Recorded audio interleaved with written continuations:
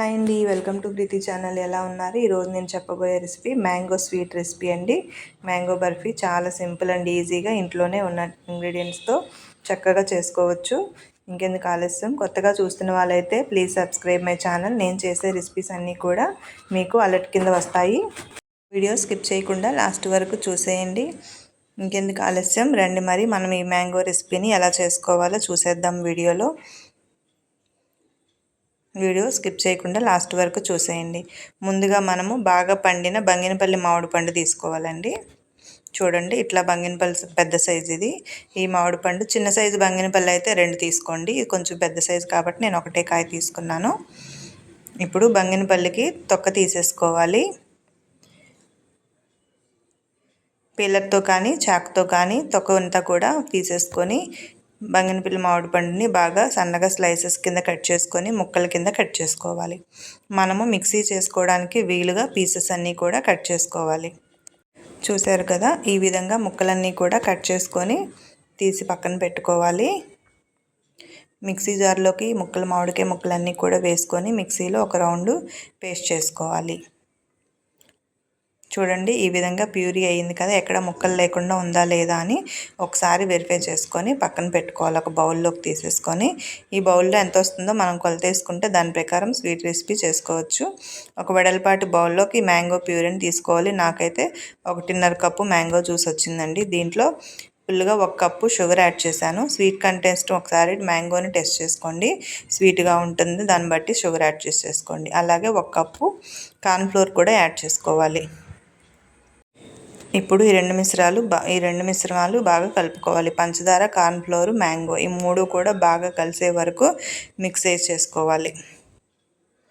1 cup 3 కప్పుల వరకు water add చేసుకోవాలి. ఇదే కప్పుతోటి మనం తీసుకున్న కప్పుతో 3 కప్స్ వాటర్ యాడ్ చేసుకొని మొత్తం అంతా కూడా బాగా బబుల్స్ లేకుండా స్మూత్గా కలుపుకోవాలి. ఇప్పుడు స్టవ్ మీద కడాయి ఆన్ చేసుకొని ఒక పాన్ పెట్టుకొని, మందపాటి పాన్ కానీ నాన్ స్టిక్ కానీ, ఈ ప్యూరీ మిశ్రమాన్ని వేసి కలుపుతూ ఉండాలండి. ప్యూరీ అంతా కూడా దగ్గర పడే వరకు కలుపుతూనే ఉండాలి. చూడండి, చూస్తున్నాగా గరిటె పెట్టి కలిపితే మొత్తం ఒక 5 నిమిషాలకి అంతా కూడా దగ్గర పడింది. ఇంకొక 5 నిమిషాలు టైం పడుతుందండి. ఇదంతా కూడా ప్యూరీ అంతా కూడా మనకి స్మూత్గా కడాయి వదిలేసి అంతా రావాలి. చూసారు కదా, గరిటెతో మాత్రం కదుపుతూనే ఉండాలి, లేదంటే అడుగు పడుతుందండి. అడుగు పడితే మళ్ళీ టేస్ట్ బాగోదు. చూసారు కదా, ఈ విధంగా కలుపుకుంటూ మధ్యలో ఒక 2 స్పూన్స్ నెయ్యి యాడ్ చేసుకోవాలి. టోటల్గా మనకి స్వీట్ కోసం ఒక 5 స్పూన్స్ వరకు నెయ్యి సరిపోతుంది. మధ్యలో 2 స్పూన్స్ వేసి ఒకసారి మిశ్రమం అంతా కూడా పట్టించుకోవాలి. కాసేపు కలిపిన తర్వాత మళ్ళీ మిగిలిన ఇంకొక 2 స్పూన్లు నెయ్యి వేసుకొని మిశ్రమం అంతా కూడా పీల్చుకునేటట్టు కలుపుకోవాలి. ఒక్కసారి నెయ్యి వేయకుండా కొంచెం కొంచెంగా వేయడం వల్ల మొత్తం అంతా కూడా బాగా మిక్స్ అవుతుంది.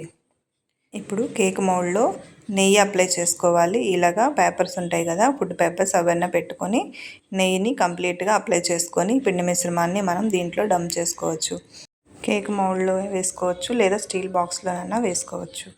ఇప్పుడు మనం చేసుకున్న స్వీట్ మిశ్రమం అంతా కూడా ఇందులో సర్వ్ చేసుకొని ఈవెన్గా స్ప్రెడ్ చేసుకోవాలి. చాలా అంటే చాలా సింపుల్గా మనం చేసుకోవచ్చండి ఈ రెసిపీ. ఈ స్వీట్ ఒక 15 డేస్ వరకు పాడవకుండా ఉంటుంది. ఫ్రిడ్జ్లో పెట్టుకోవాలి. చూసారు కదా, మొత్తం అప్లై చేసుకున్నాక జస్ట్ అట్లా కిందకి సమానంగా ఈవెన్గా డంప్ చేసుకోవాలి. ఇప్పుడు మూత పెట్టి ఫ్రిడ్జ్లో పెట్టి ఒక 1 అవర్ తర్వాత చూడండి, మొత్తం అంతా కూడా కూల్ అయింది. కూల్ కేక్ లాగా తయారైంది. ఇప్పుడు దీన్ని మనం ప్లేట్లోకి తీసుకుందాం.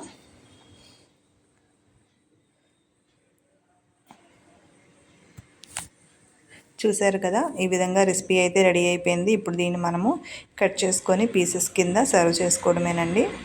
ఇంకెందుకు ఆలస్యం, చాలా కూల్గా సింపుల్గా చేసుకునే రెసిపీ. మనం బయట నుంచి స్వీట్ షాప్స్ నుంచి స్వీట్స్ పర్చేస్ చేయకుండా ఇంట్లో సింపుల్గా అప్పటికప్పుడు ఇలా చేసుకుంటే పిల్లలకు మనము లంచ్ బాక్స్లో స్నాక్స్ పెట్టడానికి బాగుంటుంది. గెస్ట్లు వచ్చినప్పుడు మనం ఇలా రెసిపీస్ చేసి పెడితే అది కూడా బాగుంటుంది. లేదంటే ఎవరికైనా స్వీట్స్ ఇవ్వాల్సి వచ్చినప్పుడు ఇలా చేసి తీసుకెళ్తే అది ఇంకా బాగుంటుందండి. చూసారు కదా, స్పాంజీగా ఎంత బాగుందో.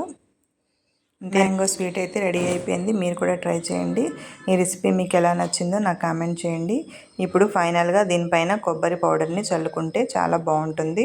ఈ విధంగా చల్లుకొని కొబ్బరిని తీసుకుంటే చాలా స్వీట్నెస్గా, చూడటానికి కూడా కలర్ఫుల్గా బాగుంటుంది. నేను ఇంకా డెకరేషన్ కోసం కొబ్బరి పౌడర్ని యాడ్ చేసుకున్నాను.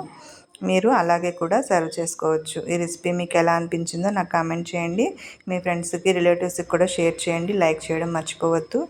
ఎలా అనిపించిందో కామెంట్ చేయండి. Thank you for watching. Thank you for your support. Thank you.